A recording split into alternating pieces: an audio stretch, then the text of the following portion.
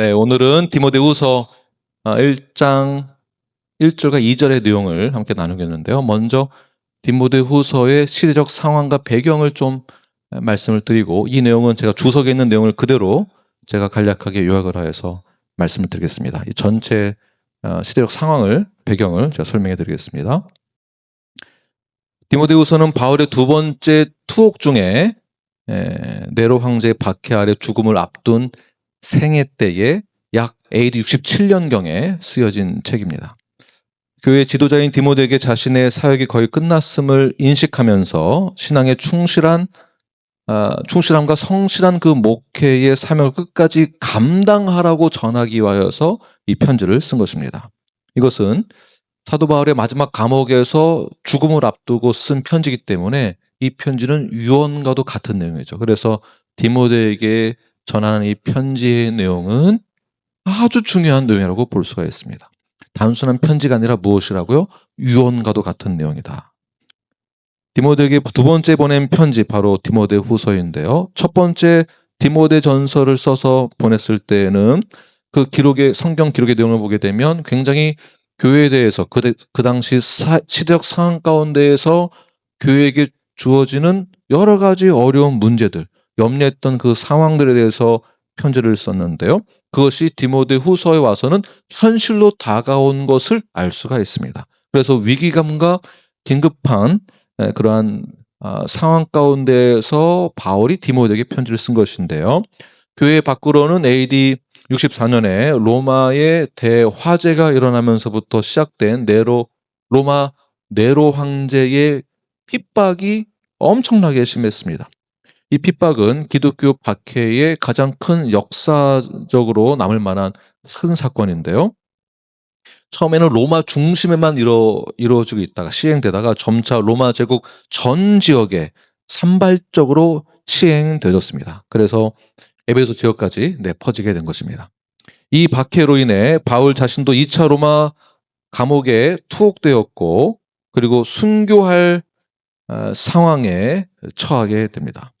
이 같은 외부의 핍박은 교회 내부에 많은 이탈자들을 발생시키게 됩니다. 교회 안에 외부의 박해를 인하여서 믿는 자들이 다 이탈하게 되는 현상이 교회 안에서 일어나게 된 것입니다. 성도들 가운데 핍박으로 인한 고난을 참지 못해서 할 수 없이 배교하는 자들도 나타나게 됩니다. 이보다 더 적극적으로는 세상의 악한 세력에 편승하여서 고의적으로는 기독교의 진리를 해치면서 사람들을 미혹하는 이단들이 더 늘어나게 되었고요. 이러한 상황 가운데 놓인 에베소 교회와 성도들은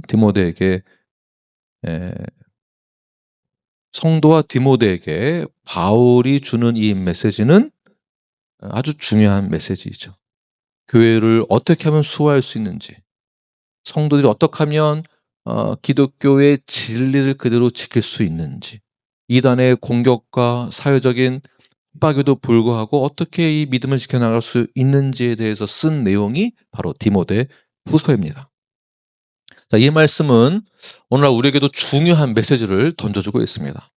외부적으로는 우리에게 큰 박해가 없지만 직접적인 그런 박해로 인해서 감옥에 간다든지 처형이 된다든지 교회를 억누르는 시대에 살고 있지는 않지만, 오늘 우리가 살아가는 이 세상은 역시 다른 방식으로 교회를 압박하고 있는 것을 저희들은 알 수가 있죠.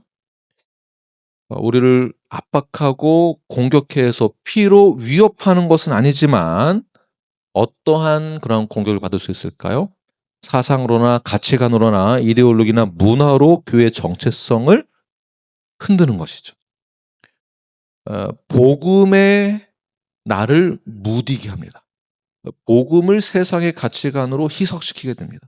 그런 시대에 우리가 살고 있다는 것을 보게 되면 이 편지가 쓰여진 그 당시와 다를 게 없다라고 보는 것입니다. 오늘날 세상이 교회를 향해서 가하는 핍박은 무엇일까요? 예수님을 부인해야 된다라고 노골적으로 그렇게 핍박하고 있지는 않지만, 예수님은 믿어도 돼. 그러나 절대적으로 예수님이 답은 아니야. 예수님이 진리는 아니야. 라는 식으로 우리를 압박하고 있죠. 복음을 부정하기보다는 복음을 상대화시키는, 그리고 진리를 공격하기보다는 진리를 희석시키는, 교회를 무너뜨리기보다는 세상과 구별되지 않게 만드는 이러한 현실이 오늘날 그 당시 있었던 박해와 같다라고 볼 수 있습니다. 그러나 우리는 어떻게 살아가야 할까요? 교회는 점점 세상과 닮아져 가고 있는 이때에, 교회가 힘을 잃어가고 있는 이때에, 복음의 능력이 없어 보이는 이때에, 부르심의 그 사명이 부담이 되는 이때에 우리는 어떻게 살아가는 것일까요? 바울의 시대처럼 교회에서 성도들이 신앙을 포기하고 떠나는 자들, 그러니까 믿음을 포기해야 되는가? 아니면 바울처럼, 디모데처럼 성실하게 충성되이 사명을 감당해야 되는가? 죽음을 선택해야 되는가? 여러분 같으면 오늘날 어떠한 결단을 내리고 살아가시겠습니까? 내부적으로는 배교와 내부적으로는 이단 사상들이, 그리고 진리를 훼손시키는, 그 진리를 지키기 위해서 또는 고립되어져 있는 그런 상황 가운데 놓여 있는 성도들의 그 긴장된 상태에서 교회는 어떻게 해야 되는가? 우리가 주목해야 될 것이 있는데요. 그것은 이 비참한 현실, 이 비참한 이 실제 상황 속에서 저도 목사로서 감정적으로는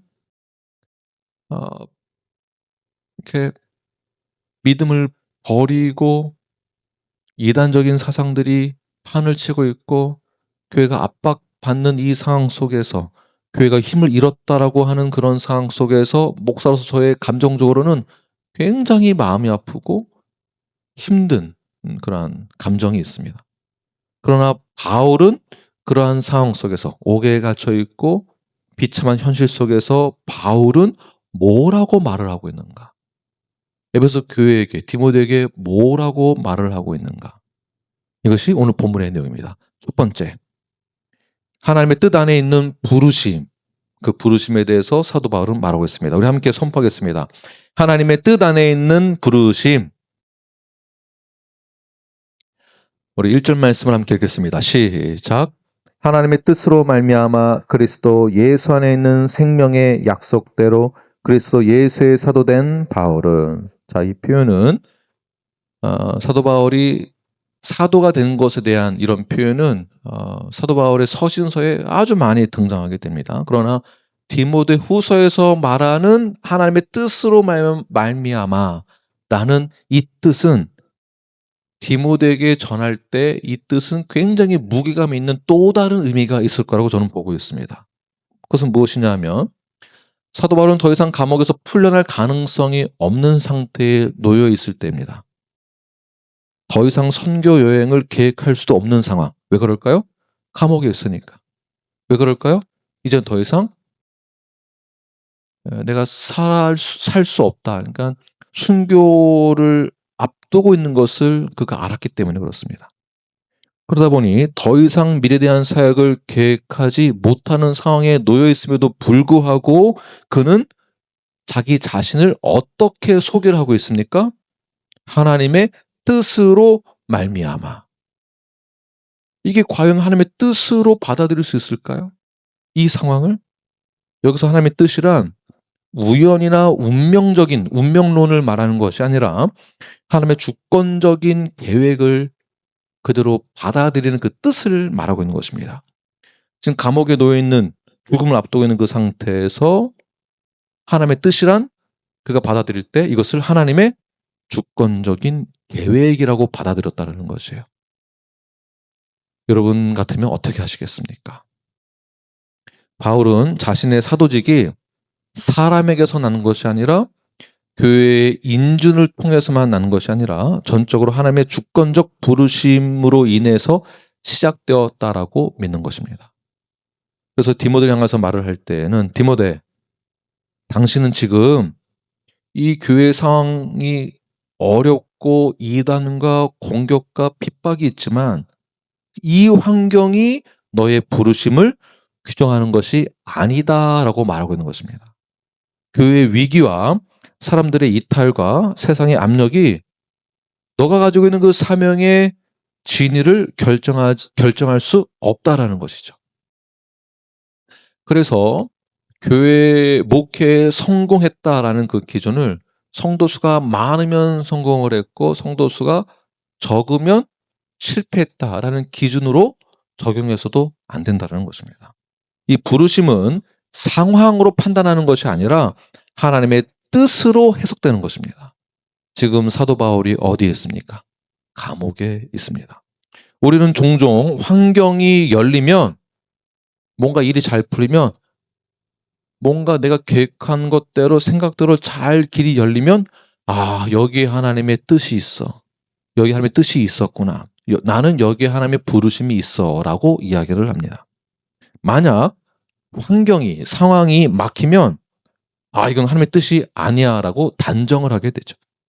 길이 열리면 순종하고 길이 막히면 멈추고 우리는 너무 쉽게 결정을 내리게 됩니다. 그러나 성경은 한 번도 환경을 부르심의 기준으로 삼고 있지 않습니다. 바울을 보십시오. 그는 감옥에 있고요. 사슬에 매여 있습니다. 곧 죽음을 앞두고 있습니다. 만일 환경이 부르심의 기준이라면은 바울은 이미 사도직을 내려놨어야만 합니다. 인생을 포기할만 하고 후회할 만한 그런 사건이 바울에게 있습니다. 그런데 이것을 하나님의 뜻이라고 생각한다는 거. 그리고 뜻이라고 생각하면서 디모데에게 또 편지를 쓰죠. 하나님의 뜻으로 말미암아라고 사도 바울이 말할 때 디모데 전서에서 이 내용을 담고 있는 가장 중요한 말이 있죠. 너 하나님의 사람아 이렇게 연결될 수 있습니다. 너 하나님의 사람아. 하나님의 사람은 어떻게 살아가는 것일까요? 하나님의 뜻으로 살아가는 것입니다. 상황이 나를 다 비춰낼 수 없습니다. 너 하나님의 사람아. 하나님의 사람은 하나님의 뜻으로 살아가는 것. 이것이 우리의 정체성입니다. 여러분의 정체성입니다. 모세가 광야에서 양을 치고 있을 때 부르심을 받았습니다. 모세는 어떠한 사람이었습니까? 전에는 왕으로 살았죠. 그럼 그때 부르심 받고 뭔가 했어야 되는데 모세가 언제 부르심 받았습니까? 광야에서. 예레미야는 두려움과 거절을 당하고 있을 때에 공포 가운데 있을 때 부르심을 받았고요. 사도 바울은 언제 부르심을 받았습니까? 다메섹 도성으로 가던 길에 눈이 멀었을 때에 부르심을 받게 됩니다. 인생의 모든 계획이 무너졌을 때에 그 자리에서 부르심을 받게 됩니다. 공통점이 무엇입니까? 그 부르심은 환경이 다 준비되었을 때가 아니라 하나님의 뜻이 선포되는 그 순간이 부르심이다라는 것이에요. 더 나아가서 하나님의 부르심은 우리를 부르신 그 후에도 환경이 바뀌지 않을 때가 훨씬 많습니다. 지금 이해되십니까? 저를 불러놓고 이거 해라 했으면 제가 기대하는 것은 무엇일까요? 하나님이 하라 했으니까 뭔가 길이 확 열리겠지. 유튜브 우리 구독자 수가 확 늘어나겠지. 이렇게 기대할 만한 거 아니겠습니까? 그런데 지금 현재 구독수는 이제 우리 신 목사님이 점점 늘고 있다고 했는데 이제 200명 넘었습니다. 10년을 넘게 했는데. 그러니까 우리 생각이 이렇다라는 것이에요. 뭔가 기대가 되죠. 우리를 불렀으면은 그 부르심에 순종했을 때 뭔가 하나님이 길을 열어줄 거라 생각합니다. 환경이 바뀔 거라 생각합니다. 그러나 환경이 바뀌는 것보다 부르신 그 뜻 안에서 환경을 견디게 하는 경우가 훨씬 많습니다.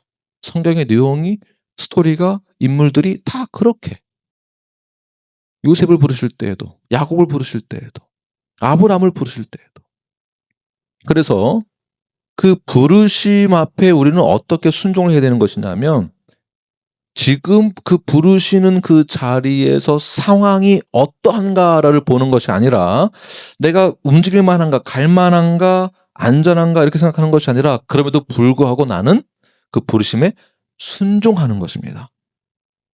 그렇지 아니하다 하더라도 오늘날 많은 성도들은 이렇게 말합니다. 제가 좀 상황이 안 좋아서요. 환경이 좀 더 좋아지면 제가 그렇게 해보겠습니다. 목사들도 똑같이 그렇습니다. 뭔가 사역이 막히면, 뭐가 일이 잘 안 풀리면, 뭔가 어려우면 사역을 그만둘 때 보통 하는 말이 있습니다. 뭐라고 말을 할까요? 사역을 그만둘 때 핑계 대면서 하는 말이 있습니다. 하나님의 뜻이 아닌 것 같습니다. 제가 여기 있는 게 하나님의 뜻이 아닌 것 같습니다. 제가 저기 가는 게 하나님의 뜻이고 그게 부르심인 것 같습니다. 이런 표현을 많이 사용하죠. 꼭 이런 식으로 하나님의 이름을 팝니다. 그러나 이것은 이렇게 말하는 것은 믿음의 언어가 인간의 지극히 계산적인 언어이죠. 부르심은 계산으로 결정할 수 없는 것입니다. 부르심은 하나님의 뜻 앞에 서 있는 믿음이고 결단이고 신앙이고 담대함이고 신념이고 용기로 나아가는 것입니다. 그냥 뭐가 다 잘 돼서 하는 거 아니다라는 것입니다.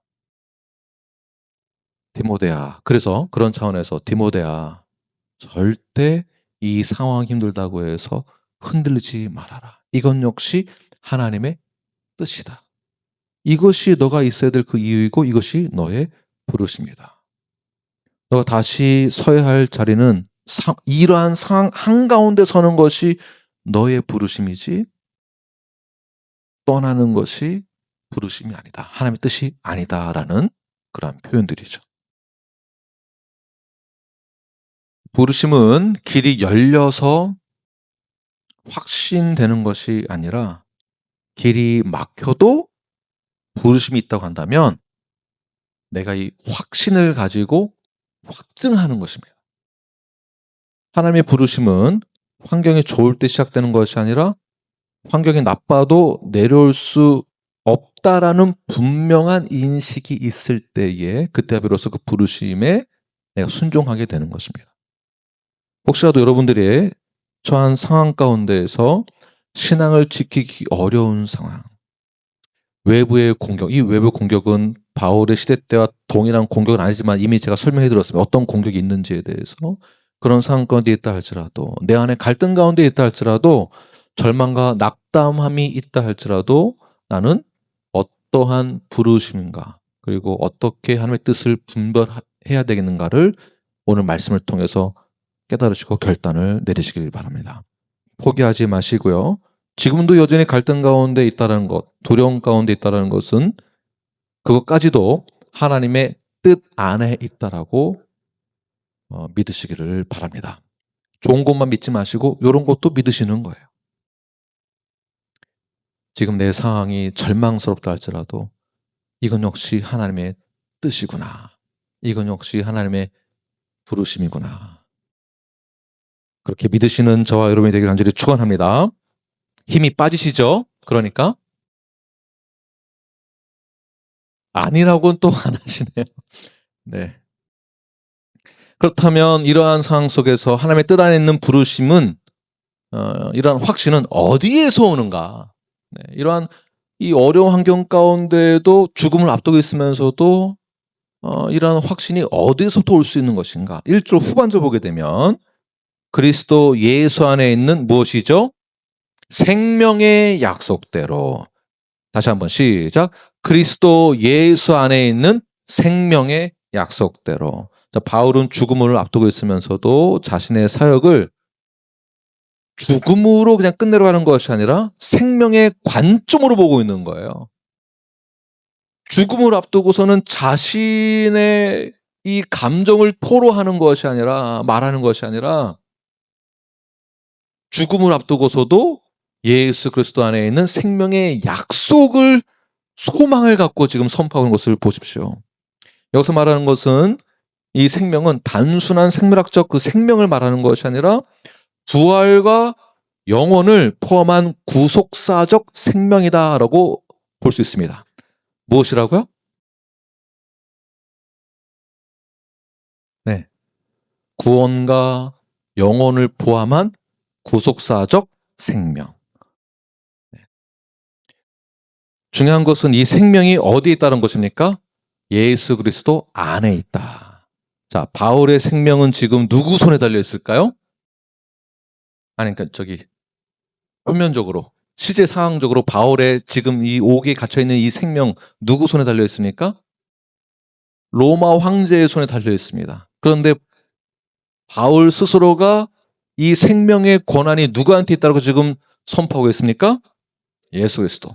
나의 생명은 네로 황제의 칼에 있는 것이 아니라 오직 예수 그리스도 생명의 약속에 있다. 그 사명은, 이러한 사명은 성공과 실패로 어떻게 이렇게 평가될 수 있는 게 아닌 것입니다. 내가 어떤 중심으로, 어느 중심으로 살고 있는가, 이것이 더 중요한 것이죠. 저와 여러분 모든 삶의 영역 속에서 그 모든 것은 오직 예수 그리스도 안에 있는 생명의 약속에 달려있음을 믿고 살아가시는 저와 여러분이 되길 간절히 축원합니다. 이러한 믿음과 확신이 없다면 디모데가 목회를 어떻게 버틸 수 있을까요? 조금만 마음 상하고 뒤틀리면은 이게 주님의 뜻이 아닌가 보다 하고 나가면 그만인 거예요. 그렇잖아요. 그런데 바울이 감옥에서 이러한 편지를 쓸 수 있었던 그 이유는 자기가 감옥에 있다고 해서 실패했고 좌절했다고 보는 것이 아니라 이건 역시 하나님의 뜻이며 이 모든 것은 그리스도 예수 안에 있는 생명의 약속이 있기 때문에 이 자리에서도 자신감 있게 포부를 가지고 사명을 지고 갈 수 있게 되는 것입니다. 디모데가 만약에 이러한 생명의 약속이 없다고 한다면, 믿음과 확신이 없다고 한다면 어디 갈 데가 없어서 목회를 억지로 겨우겨우 하는 꼴이 되는 것입니다. 어쩔 수 없이 갈 데가 없으니까 그냥 시간을 때우는 것이죠. 억지로 하게 되는 것입니다. 그가 가졌던 사명은 무거운 짐이 되는 것입니다. 기쁨과 감사와 충만이 아니라 그냥 짐이에요. 성도 하나하나가 다 짐이 됩니다. 그래서 교회가 커지는 것도 싫고 오히려 작으면 좋은데 작으면 사례비는 줄어들 테니까 적당한 게 좋을 거고 행사도 없는 게 더 좋고 이렇게 가는 거겠죠. 이렇게 사는 것을 하나님이 허락하신 부르심이라고 생각한다면 이것은 큰 오산이 됩니다. 이런 인생이 얼마나 힘이 들겠습니까? 디모데의 인생만 놓고 본다면 너무나 불쌍하게 보입니다. 그러나 바울이 말하는 생명의 약속은 단순히 오래 사는 그런 약속이 아니라 내가 병들지 않고 풍요로운 삶을 산다라는 그런 인생의 보장된 말씀이 아니라 오히려 이러한 표현은 복음의 중심을 더 드러나게 되는 것입니다.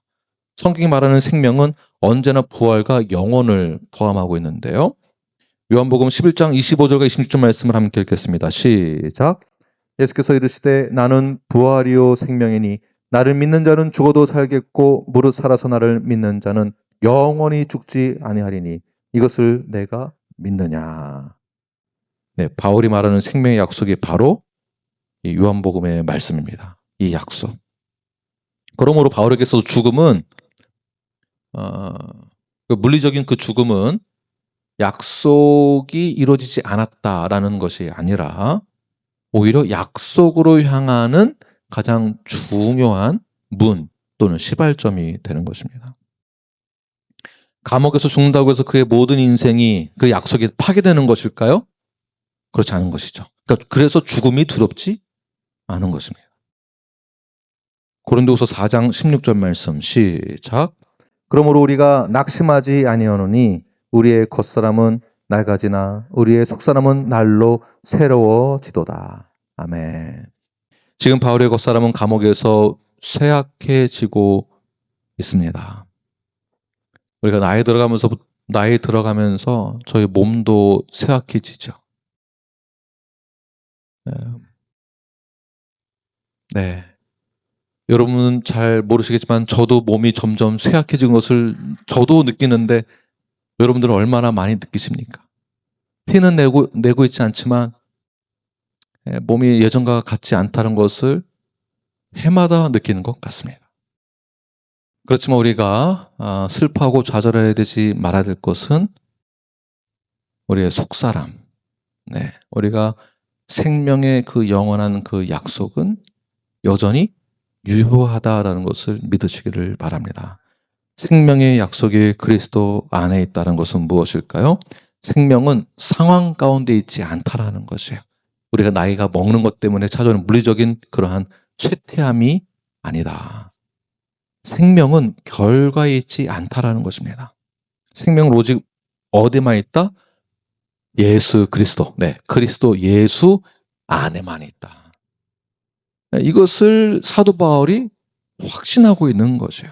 그래서 로마 제국이 그의 생명을 쥐고 있다 할지라도 그가 두려워하지 않고 자신 있게 디모데에게 에베소 교회를 향하여서 내가 하나님의 뜻 가운데 나는 사도가 되었다.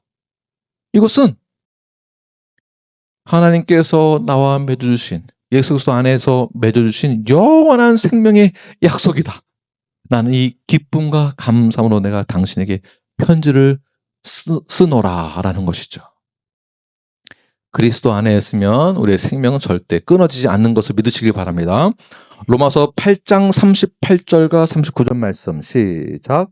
내가 확신하노니 사망이나 생명이나 천사들이나 권세자들이나 현재일이나 장래일이나 능력이나 높음이나 깊음이나 다른 어떤 피조물이라도 우리를 우리 주 그리스도 예수 안에 있는 하나님의 사랑에서 끊을 수 없으리라. 아멘. 이것이 사도 바울이 흔들리지 아니한 가장 힘 있는 그러한 믿음이죠. 이것이 디모데에게 반드시 심어주고 싶었던 신앙의 핵심입니다. 우리가 신앙을 지키고 믿음을 지킨다라는 것은 우리에게 생명이 없으면 나는 어쩔 수 없이 버티는 인생밖에 되지 않습니다. 결과가 없으면 너무 좌절이 오고 힘들고 인생 살아가기 버겁고 핍박이 오면은 두려워하고 사람들이 뭐라고 하면은 또 자책하게 되고 이것 때문에 어떻게 살 수 있겠습니까? 그러나 생명의 약속을 붙드는 그 순간 우리의 삶의 기준이 바뀌는 것입니다. 목회의 기준이 바뀌는 것입니다. 그래야 이 생명 약속을 믿어야만 목회에 생명력이 있고 우리의 신앙에 생명력이 있고 우리의 삶이 그때 바뀌는 것입니다. 이 기준이 세상에 있다 보니까 항상 세상의 기준에 미치지 못하면 비참한 현실 가운데 나는 왜 이러나? 내 인생은 왜 이러나? 나는 왜 이렇게 비참한가? 남들과 비교하면서 위태위태한 건강하지 못한 삶을 살게 되는 것이죠. 생명의 약속을 끝까지 붙들고 가야 할 사명을 가진 자로서 살아가시는 저와 여러분이 되길 간절히 축원합니다. 사도 바울이 디모데에게 선포하는 거 잘 들어보십시오. 디모데 후서 4장 7절과 8절 말씀 함께 읽겠습니다. 시작. 나는 선한 싸움을 싸우고 나의 달려갈 길을 마치고 믿음을 지켰으니 이제 후로는 나를 위하여 의의 면류관이 예비되었은즉 주 곧 의로우신 재판장이 그날에 내게 주실 것이며 내게만 아니라 주의 나타나심을 사모하는 모든 자에게 도니라. 아멘. 생명의 약속을 붙드는 사람만이 부르심을 끝까지 감당할 수 있는 것입니다. 우리 모두 함께 생명의 약속을 붙들고 하나님의 뜻 안에 있는 그 부르심에 순종하며 살아가시는 여러분들 되길 간절히 축원합니다. 마지막 두 번째로는 은혜로 감당하는 부르심입니다. 2절 말씀을 함께 읽겠습니다. 시작. 사랑하는 아들 디모데에게 편지하노니 하나님 아버지와 그리스도 예수 우리 주께로부터 은혜와 긍휼과 평강이 내게 있을지어다. 내가 얼마나 잘했는가 이런 것으로 평가를 합니다. 그래서 넘어지면 낙심하고 실수하면 자책하게 되고 결과가 없으면 내가 잘못해서 그런가라고 하면서 흔들리게 됩니다. 그러나 그 은혜는 우리의 방향을 완전히 뒤바꾸게 됩니다. 내가 나를 붙드는 것이 아니라 하나님께서 나를 붙드시는 거예요. 하나님께서. 에베소서 2장 8절 시작. 너희가 그 은혜에 의하여 믿음으로 말미암아 구원을 받았으니 이것이 너에게서 난 것이 아니요 무엇이라고요? 되게 쉽습니다. 은혜는 무엇이다? 네, 그러니까 A는 B다. 이 논리로 가면 은혜는 네, 선물이다. 굉장히 이 정의가 쉽죠. 내가 뭘 잘해서 받는 것이 아니라 주고 싶은 사람의 마음이죠. 네, 하나님이 나에게 주시는 겁니다. 선물로. 그러므로 은혜를 아는 사람은 자기 실력으로 사는 사람이 아닙니다. 적용을 잘 하십시오. 내 은혜를 받았다라는 이 뜻은 내가 이 상대방의 은혜를 입었다. 이런 표현이 아니죠.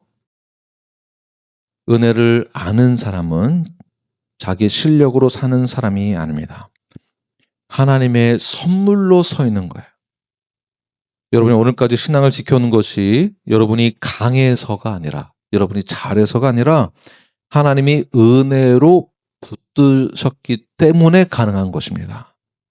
그러므로 내가 뭐 좀 잘하거나 못했다고 해서 의시되거나 낙심할 것도 없습니다. 다른 표현으로는 은혜를 우리가 이해했다면 그 은혜는 나를 다시 시작하게 하는 힘이 있는 것입니다. 그 은혜로 나아가십시오. 내가 할 수 있는 것이 없습니다. 제가 힘들고 어려움이 있었을 때 이렇게 얼굴에 티가 나고 그랬는지 어느 한 집사님이 저에게 자주 오셔서 저기 집사님 한 분밖에 안 계시지만 어느 한 집사님이 찾아오셔서 목사님 저희들이 가르치실 때 이렇게 가르쳐 주셨는데 목사님이 흔들리시면 안 됩니다. 네, 이런 말씀을 해 주셨습니다. 그런 말씀을 듣고 나니까 그렇지 이게 이런 상황들이 꼭 제가 느꼈을 때에는 나 때문에 그런가라는 생각이 있거든요. 내가 잘 못해서, 내가 아직 어려서, 내가 뭘 잘 몰라서, 내가 부족해서 나 때문인가 이 결과 때문에 나를 자책하게 되고 실망하게 되고 좌절하게 되고 불만 갖게 되고 포기하게 되고 낙심하게 되고 하나님의 뜻이 여기가 아닌가벼. 여기가 아닌가벼. 하나님의 부르심은 다른 교회에 있는가 보다 나는 이렇게 생각한 적이 있었습니다. 그러나 이 모든 생각을 바꿀 수 있는 게 무엇이라고요? 다시 시작하게 하는 힘이 무엇이라고요? 내가 하는 게 아니고 하나님의 은혜로 하는 것입니다. 은혜. 이 적용하는 게 쉽지가 않는 것 저도 알고 있지만 옆 사람이 좌절하고 낙심했을 때 우리는 어떻게 그 은혜를 끼쳐야 되겠습니까? 그 하나님의 은혜를 성경 말씀을 비추어서 전달하는 거죠. 하나님의 은혜로 사는 것입니다. 생명의 약속을 붙드세요. 그 결과 때문에 나를 너무 탓하지 마세요. 이 상황 어려운 상황이지만 하나님이 은혜를 통해서 다시 시작하게 하는 힘을 주실 것입니다. 은혜는 누가 주시는 것입니까?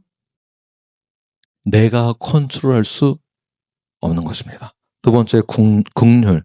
긍휼은 넘어졌을 때 끝이 아니라 다시 일어날 수 있게 해주는 것이 긍휼입니다. 디모데도 눈물이 났을 거예요. 두려움이 있었을 거예요.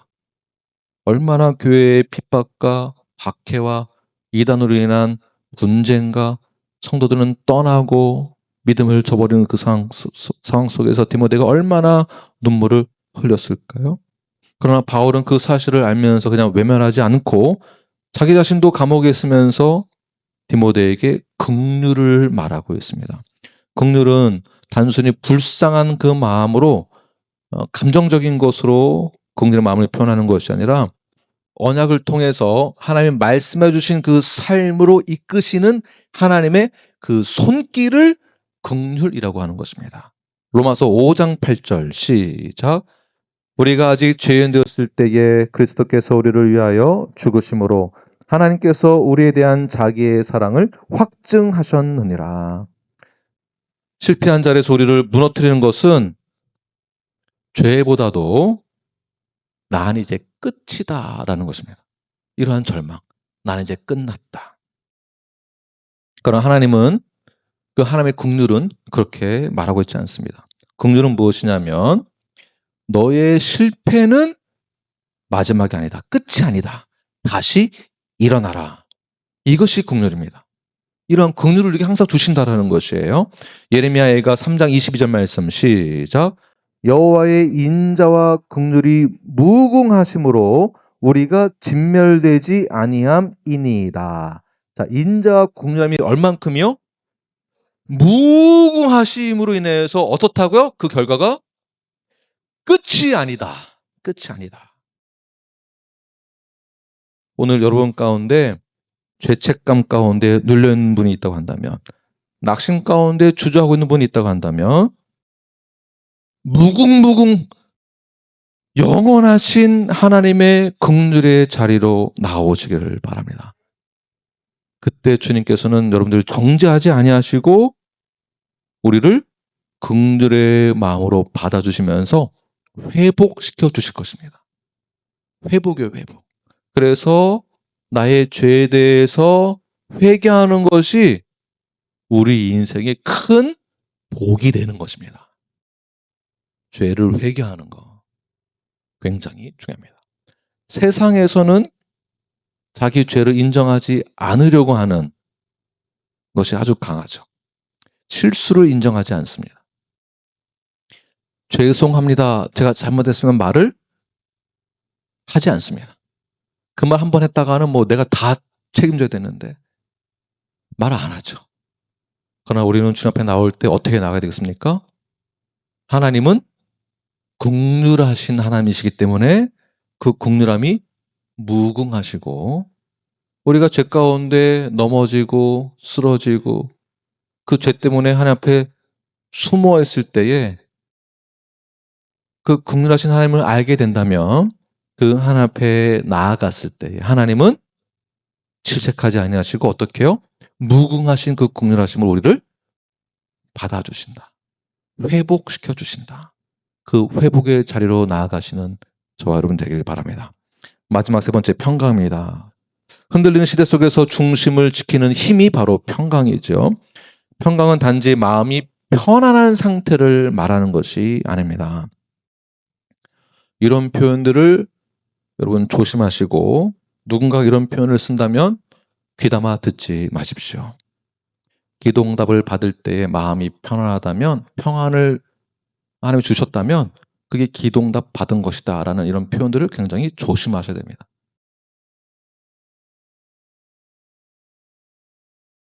둘 중에 하나, 돈을 많이 벌고 좋은 회사 가는 것이 평안하십니까? 아니면 돈도 조금 주고 더러운 일 하는 데 가는 것이 편하십니까?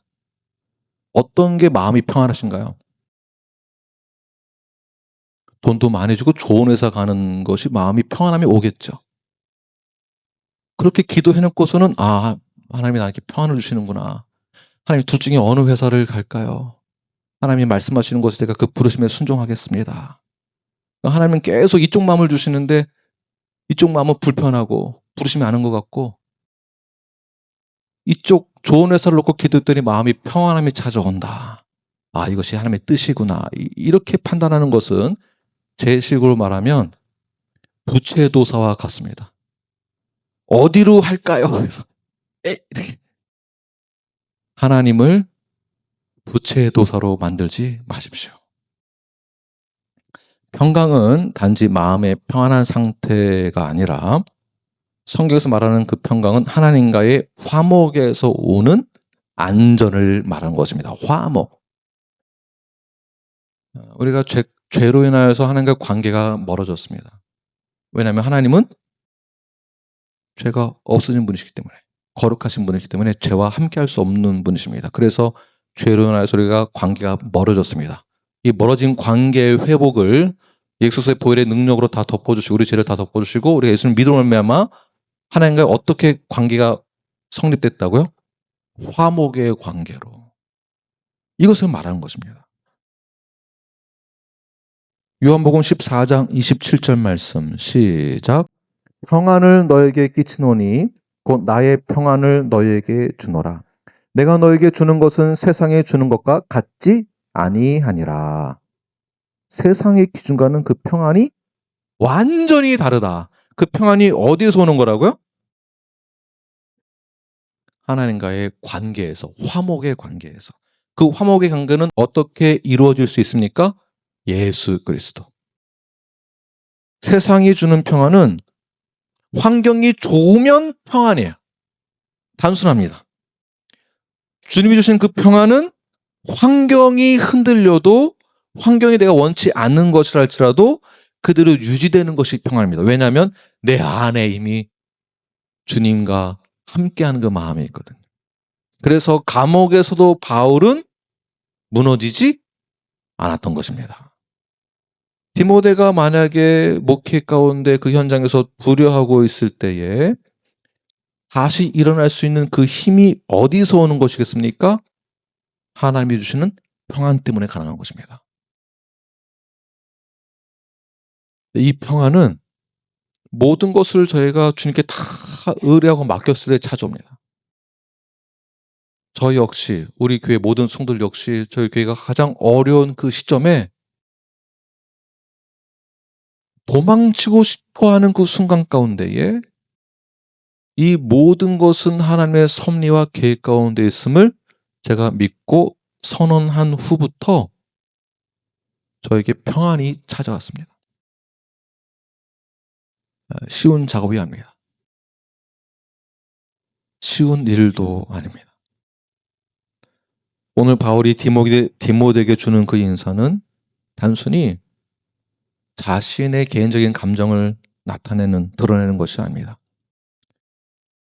이것은 우리에게도 동일하게 주시는 자신이 받은 그 부르심에 대해서 강력하게 선포하고 있는 것입니다.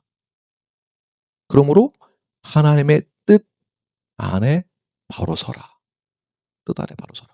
환경 때문에 넘어지거나 환경 때문에 좌절하지 마라. 이걸 넘어서는 하나님의 뜻이 있음을 믿어라라는 것이죠. 두 번째 무엇입니까? 그리스도 안에 있는 생명의 약속을 붙들어야 된다. 그 안에는 은혜와 긍휼과 평강이 있음으로 인하여서 어떻게 되는 것인가요? 다시 일어설 수 있다. 다시 일어설 수 있다. 여러분 오늘 이 시간 결단하시길 바랍니다. 내가 흔들리고 좌절하고 넘어지는 것에 대해서 그 이유를 환경 탓을 하지 마십시오. 옆 사람 탓하지 마십시오. 내가 주저앉는 그 이유에 대해서 사람 탓으로 돌리지 마십시오. 그런 상황 가운데 우리는 다시 주님 앞에 나아가는 가장 중요한 타임, 그게 바로 on time. 그때가 하나님 앞에 나아갈 수 있는 가장 적절한 시간대입니다. 그때 우리는 다시 주님의 그 부르심을 재확인하는 것입니다. 그래서 제가 제목을 은혜 위에 세워진 부르심이라고 정하게 된 것입니다. 오직 너 하나님의 사람아, 믿음의 선한 싸움을 싸워라. 그리고 그 은혜 위에 세워진 부르심에 순종하십시오. 생명의 약속을 붙드시는 뉴라이프 건강한 성도 여러분이 되길 간절히 축원합니다. 기도하겠습니다.